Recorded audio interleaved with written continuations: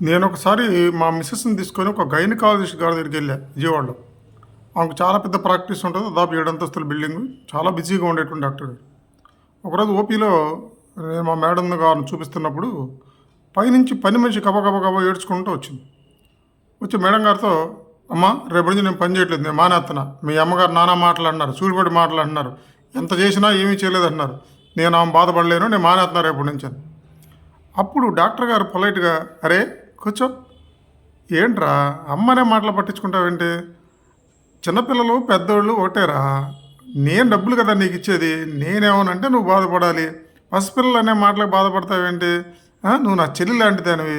ఆ, అమ్మనే మాటకు నేను బాధపడతానని చెప్పు. అలాగే నా చెల్లి అయినప్పుడు నువ్వు బాధపడతావా?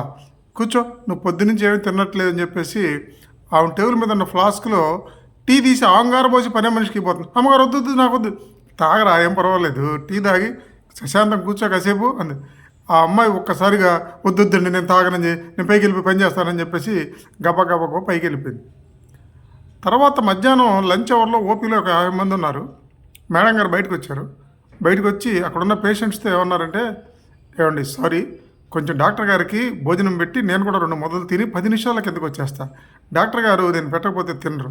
కొంచెం వెళ్ళిపోయి 10 నిమిషాలమ్మా, 10 నిమిషాలు వచ్చేస్తా" అని చెప్పి ఆమె గబగబా పైకి వెళ్ళిపోయారు.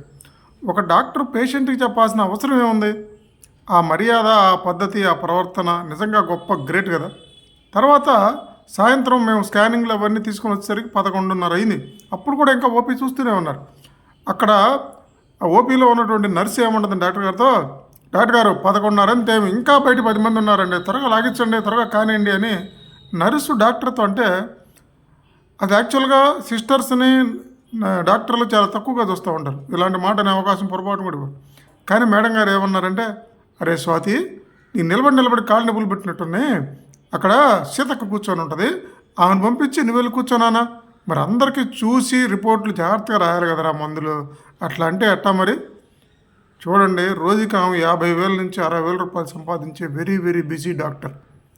తన భర్త ఎడల ఎంత చక్కని ప్రవర్తన, పని మనిషి ఎడల చక్కని ప్రవర్తన, పేషెంట్ల ఎడల ఎంత చక్కని ప్రవర్తన, ఇంత కూడా గర్వం లేకుండా తన యొక్క వృత్తిని ఎంజాయ్ చేస్తూ ప్రజలతో సత్సంబంధాలు మెయింటైన్ చేస్తూ ఎంత మంచి పేరు సంపాదించారో చూడండి.